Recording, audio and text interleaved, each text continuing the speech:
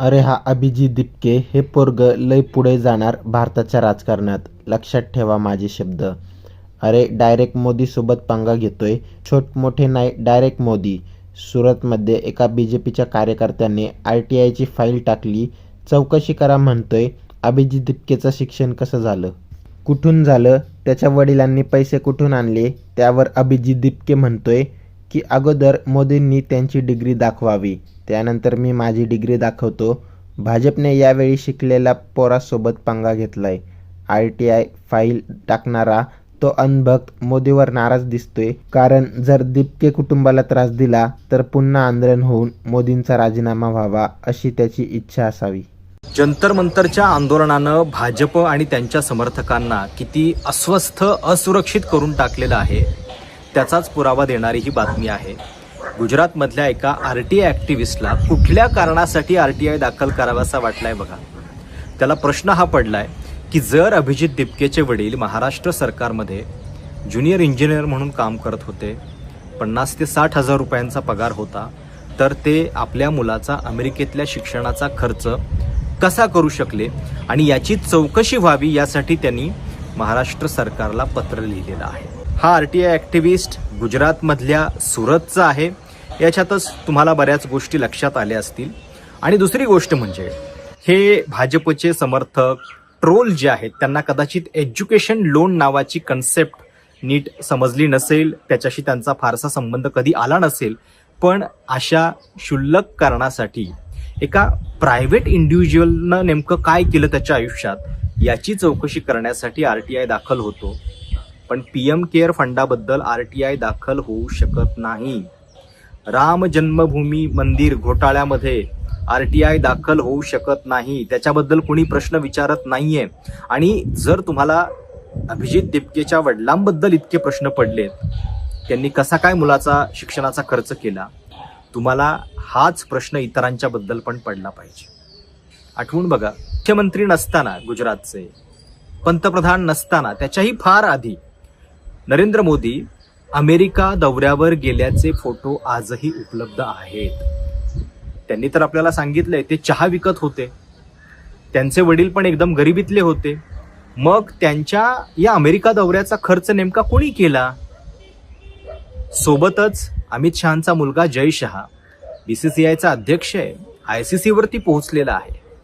कुठलं educational qualification त्याच्याकडे आहे की ज्याच्यामुळं त्याला इतक्या मोठ्या पदाची संधी दिली गेलेली आहे? आणि जर तुम्हाला उत्पन्न आणि मुलांच्या शिक्षणाचाच हिशोब लावायचा असेल तर मग आपल्या आजूबाजूला एवढे नगरसेवक, साधे साधे ग्रामपंचायत सदस्य हे जेव्हा फॉर्च्युनरमध्ये फिरतात तेव्हा त्याच्याबद्दल काही विचारावंसं वाटत नाही का? हा म्हणजे किती साधा प्रश्न आहे बघा. पण प्रॉब्लेम काय झालेला आहे की मुलं जेव्हा शिकतायत, जाऊन स्वतः व्यवस्थेला काहीतरी प्रश्न विचारतायत, जे सांगितलंय ते मान्य करत नाहीयेत, त्याच्यानंतर त्यांना अडकवण्यासाठी हे असे धंदे जे आहेत ते भाजप फार पूर्वीपासून करतंय. आणि हा सुद्धा याच मालिकेतला एक भाग आहे. अमित तिवारी नावाचा हा व्यक्ती आहे जो RTI दाखल करू बघतोय आणि त्यांना अजून 2 प्रश्न उपस्थित केलेले आहेत. त्यानं इलेक्शन कमिशन आणि CBIC म्हणजे काय तर central board of indirect taxes and customs यांच्याकडे सुद्धा याचिका दाखल केलेली आहे. आता निवडणूक आयोगाकडे का तर त्याचं म्हणणं आहे की कॉक्रोच जनता पार्टी यांचं पॉलिटिकल स्टेटस नेमकं काय आहे. जर ते रजिस्टरच नाहीयेत तर त्यांना निधी कसा काय मिळतोय? खरं तर कॉक्रोच जनता पार्टीनं या RTI ॲक्टिव्हिस्टचे आभार मानले पाहिजेत आणि त्याला हे उत्तर दिलं पाहिजे की हो, आम्ही जरूर रजिस्ट्रेशन करू, पण ते रजिस्ट्रेशन एका अटीवरती असेल, जेव्हा या देशामध्ये 100री साजरी करणारी, शताब्दी साजरी करणारी RSS नावाची संघटना रजिस्ट्रेशन करेल, त्याच्या पाठोपाठ पहिलं रजिस्ट्रेशन आमचं असेल, असं खरं तर कॉक्रोच जनता पार्टीनं सांगितलं पाहिजे. म्हणजे बघा, या देशामध्ये 100 वर्ष RSS सारखी एखादी संस्था विदाऊट रजिस्ट्रेशन काम करतेय, ज्याच्याबद्दल आत्ता कुठे प्रश्न विचारायला सुरुवात झालेली आहेत. इथं मात्र कॉक्रोच जनता पार्टीच्या एका आंदोलनानं लगेच हे प्रश्न जे आहेत ते उपस्थित व्हायला सुरुवात झालेली आहे. अजून एक प्रश्न या महोदयांना काय पडलाय तर कपिल सिब्बल यांनी काही दिवसांपूर्वी मुलांवरती ज्या केसेस दाखल होत आहेत त्याच्यामध्ये कायदेशीर मदत तातडीने मिळावी म्हणून 1 कोटी रुपयांचा फंड त्यांनी जाहीर केला. आणि त्याच्याबद्दल हा प्रश्न या व्यक्तीला पडलेला आहे की हा फंड जो आहे लिगल असिस्टन्ससाठी ते कसा काय दाखल करू शकतात. I have complaint to CBIC that 18% GST be levied on it.